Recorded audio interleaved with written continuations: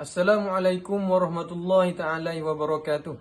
Saya bernama Muhammad Lokman Hakim bin Arifin, nombor metrik AN 180238. Penyelia untuk projek sarjana muda saya adalah TS Encik Rahmat bin Muslim, manakala penyelia bersama adalah TS Dr. Kamarul Aini binti Muhammad Sari.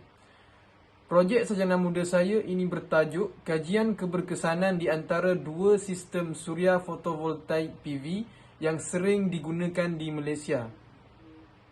Negara Malaysia adalah sebuah negara yang mempunyai potensi tinggi berbanding dengan negara-negara lain di dalam Asia untuk menerima radiasi cahaya matahari. Tenaga suria turut dikenal sebagai tenaga yang lebih mesra alam berbanding dengan bahan bakar fosil kerana pelepasan karbonnya adalah 95% lebih kurang daripada arang batu. Namun, tenaga suria juga turut digunakan dalam pelbagai aplikasi. Sebagai contohnya adalah silikon monokristalin dan juga silikon polikristalin. Penyataan masalah dalam kajian saya yang pertama adalah cuaca hujan dan awan tebal yang akan mengakibatkan keamatan cahaya matahari berkurang.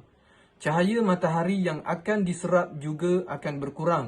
Oleh itu, penjanaan kuasa yang ingin dihasilkan juga turut berkurang. Yang kedua, keadaan teduhan keseluruhan atau separa mempunyai impak yang boleh disignifikasikan terhadap kemampuan untuk memberikan tenaga dan boleh mengakibatkan kehilangan tenaga keluaran. Yang ketiga, suhu mempengaruhi kecekapan dalam keberkesanan sel fotovoltaik PV kerana keberkesanan sel PV akan berkurang apabila suhu meningkat. Objektif kajian saya yang pertama adalah mengumpul faktor-faktor yang mempengaruhi penjanaan tenaga suria di Malaysia. Yang kedua, menganalisa jumlah data penjanaan tenaga bagi dua panel suria PV iaitu monokristalin dan polikristalin berdasarkan sebahagian tapak janaan di Malaysia. Yang ketiga, merumuskan keberkesanan di antara dua suria panel PV yang paling dominan. Skop kajian saya yang pertama adalah kajian dibuat berdasarkan 10 lokasi di dalam Malaysia.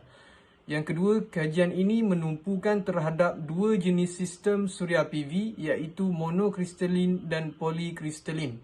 Yang ketiga, kajian ini dilakukan dengan merujuk kajian-kajian yang lepas tentang penjanaan kuasa sistem suria. Yang keempat, analisis data janaan. Untuk sistem PV yang pertama adalah teknologi hijau.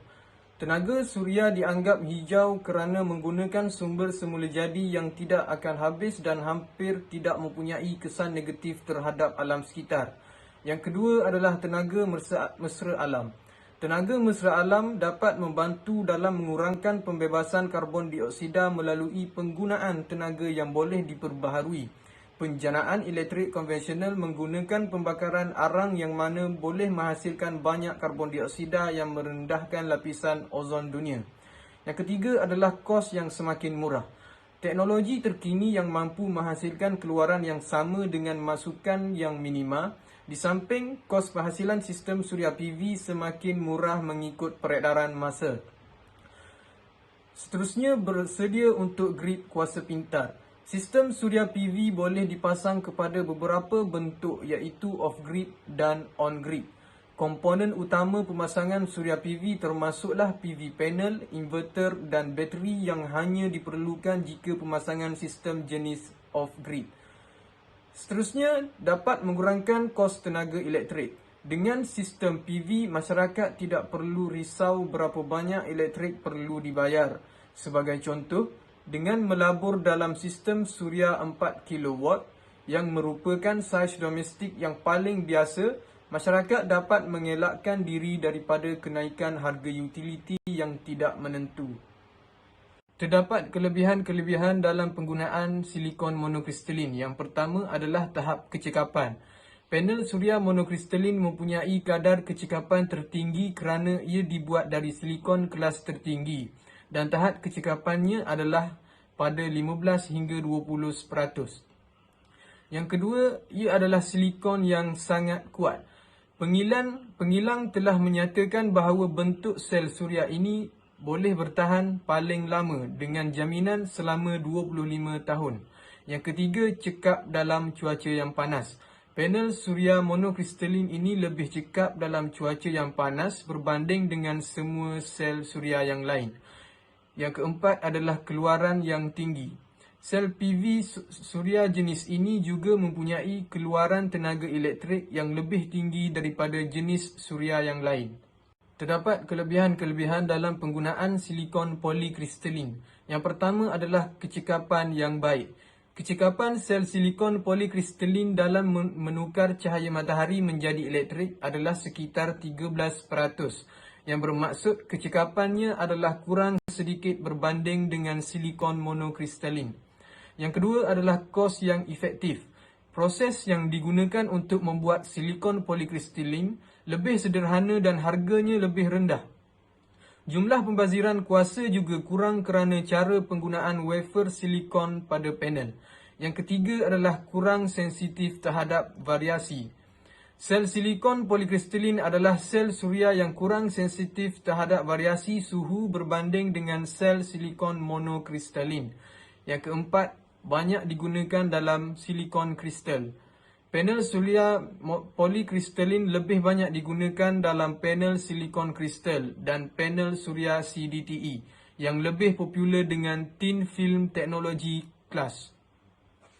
Untuk carta alih metodologi, yang pertama, kajian ini dilakukan berdasarkan kajian perpustakaan bagi mengumpul faktor-faktor yang mempengaruhi penjanaan tenaga suria di Malaysia. Seterusnya, pengumpulan data dilakukan berdasarkan dua jenis suria PV yang berbeza, iaitu monokristalin dan polikristalin. Data diambil berdasarkan institusi perumahan dan syarikat yang mengaplikasikan suria. Seterusnya, data diambil adalah berdasarkan purata janaan kuasa keluaran dalam unit kilowatt untuk menganalisa jumlah data penjanaan bagi dua jenis suria PV yang berbeza. Dan yang ketiga, analisis data dilakukan adalah untuk merumus keberkesanan di antara kedua suria PV yang berbeza. Untuk jangkaan kajian, yang pertama dapat menentukan faktor yang mempengaruhi penjanaan tenaga suria. Yang kedua, dapat mengenal pasti penjanaan tenaga bagi sebahagian tapak janaan tenaga suria di Malaysia. Yang ketiga, dapat membandingkan tahap keberkesanan antara dua panel suria PV yang dominan. Yang keempat, dapat meningkatkan kesedaran penduduk di Malaysia tentang kepentingan tenaga boleh diperbaharui. Dan yang kelima adalah tahap keberkesanan suria panel PV monokristalin adalah lebih tinggi berbanding suria panel PV polikristalin berdasarkan analisis data. Sebagai kesimpulan, kajian ini menerangkan tentang perbezaan penjanaan kuasa yang dikeluarkan bagi dua panel PV yang berbeza. Semakin tinggi penjanaan kuasa yang digunakan, semakin tinggi tahap keberkesanan panel PV tersebut. Oleh yang demikian, ia boleh dijadikan salah satu faktor yang dapat memberi kesedaran kepada masyarakat akan kepentingan dalam mengaplikasikan teknologi sistem suria PV sebagai tenaga boleh diperbaharui dalam kehidupan seharian. Tambahan pula, ia juga dapat memupuk kesedaran terhadap masyarakat akan kepentingan dalam membandingkan panel PV yang paling efektif untuk diaplikasikan. Ini adalah cartagan projek sarjana muda bahagian 1 yang mana telah ditunjukkan susunan-susunan cara kerja untuk menyiapkan kajian. Kajian ini telah disiapkan melalui minggu pertama hingga minggu ke-14. Sekian, terima kasih kerana sudi mendengar.